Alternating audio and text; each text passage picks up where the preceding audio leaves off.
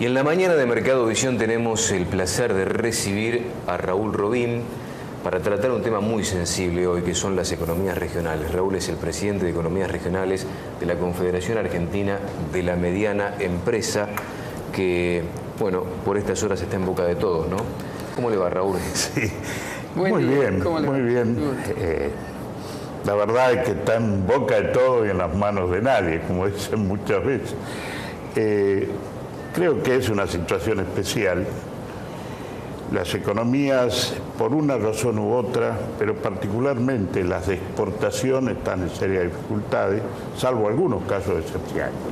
Cuando hablamos de economías regionales, hablamos de 30 complejos agroindustriales, más otros 30 o 40 actividades productivas que se comercializan en el mercado interno o en exportación, pero como producto fresco.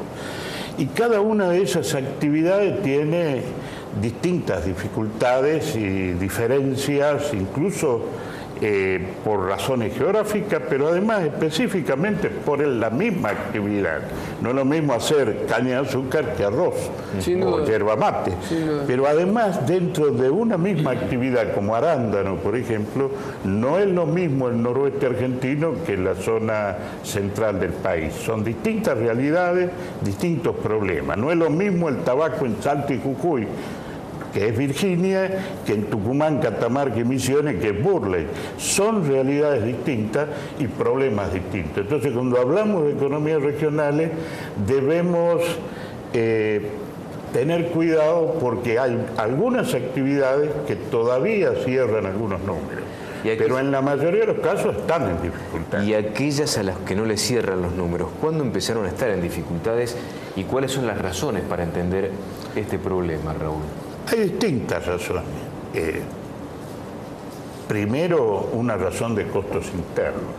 No hay una correlación entre los ingresos del productor con respecto a los costos que tiene. Y esto se debe a que el productor es la actividad primaria, la producción es la única actividad que no se trabaja en sus precios a partir de los costos.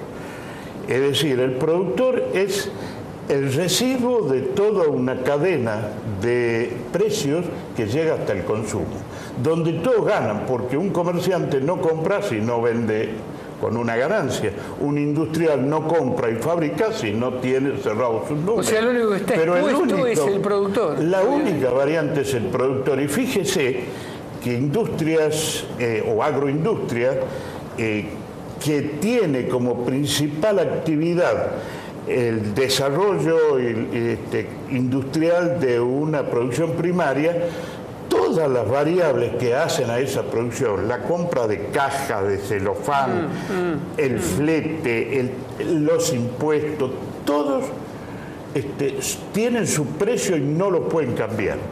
Entonces, cuando tiene problemas de comercialización, el que sufre es el productor primario, que es el auténtico generador de ese proceso económico. Ahora, ustedes se reunieron...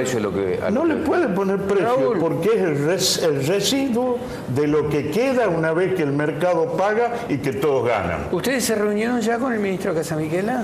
Sí, lo hicimos en esta semana, pero dice? Por 3 sectores. Caña de azúcar, tabaco y el sector cítricos de granos del norte. ¿Y cítricos no, que están fuertes allá? ¿Cómo? Cítricos, por ejemplo. El cítricos, no nos reunimos en esta oportunidad, pero estuvieron la Federación de Citrus de Entre Ríos, que está asociada a CAME, estuvo en la mañana de ayer reunido también con el ministro Casamiquela por los cítricos dulces. ¿Y qué les dicen, Raúl? ¿Qué les dice el ministro? El ministro demuestra conocer profundamente los temas, viene del INTA, conoce la realidad del campo, ha recorrido la Argentina innumerables veces, conoce los dirigentes, conoce las personas, pero el Ministerio de Agricultura no tiene en sus manos la decisión de la economía de la nación. Entonces, todo lo que corresponde al ministerio es posible conversar. Y hay un discurso aceptado y compartido. El problema es cuando se tienen que definir las políticas de la economía que no dependen del Ministerio de Economía. Yo sabe que pienso a veces que tendría el Ministerio de Agricultura tendría que ser la antesala del Ministerio de Economía. Tenerlos ahí, toman café, charlan, se reparten unos sanguchitos, se regalan estampitas y después pasan a hablar con quien decide. Porque ¿para qué tenemos un Ministerio de Agricultura si no toma una decisión? Una toma. Son pocas las decisiones que puedes tomar, pero cuando se trata de la gran economía, que es la economía que conduce el país, es el Ministerio de Economía, aparentemente no ha conseguido tener la fuerza para ayudar a tomar decisiones en la materia.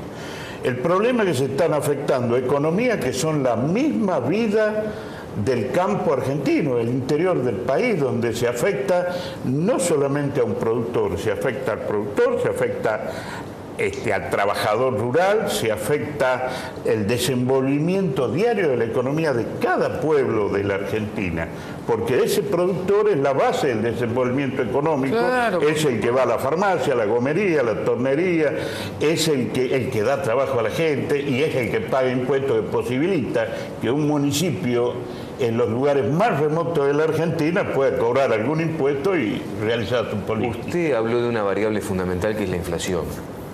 Y la suba de costos tiene que ver directamente con la inflación. ¿Y lo del tipo de cambio para aquellas economías regionales que exportan hoy?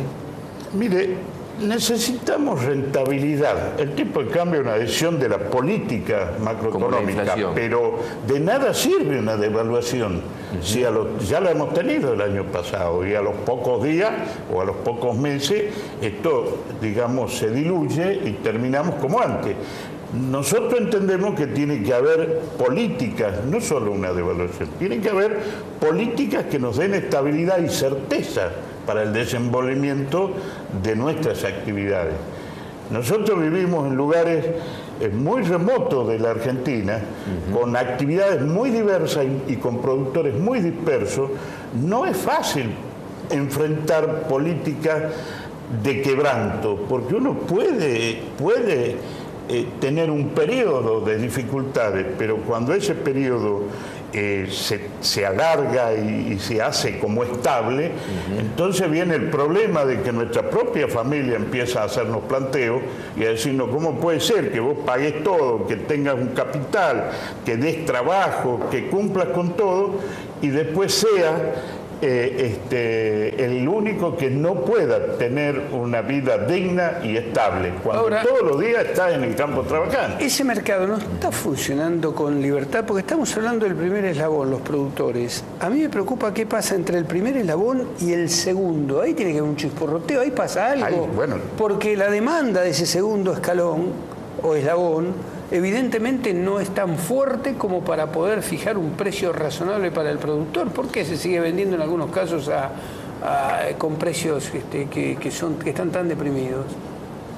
Bueno, generalmente entre el primero y el segundo hay, pero no es lo más complejo de la relación, porque lo más complejo está en toda la cadena que hacen a los costos de comercializar, porque está bien, el productor vende bajo y generalmente es el que recibe lo que queda de toda la cadena, pero en el medio hay una cantidad de impuestos que hace muy dificultosa la capacidad contributiva. Un Estado voraz. Hay un sector de servicio que también es muy duro en la aplicación y en la fijación de sus precios.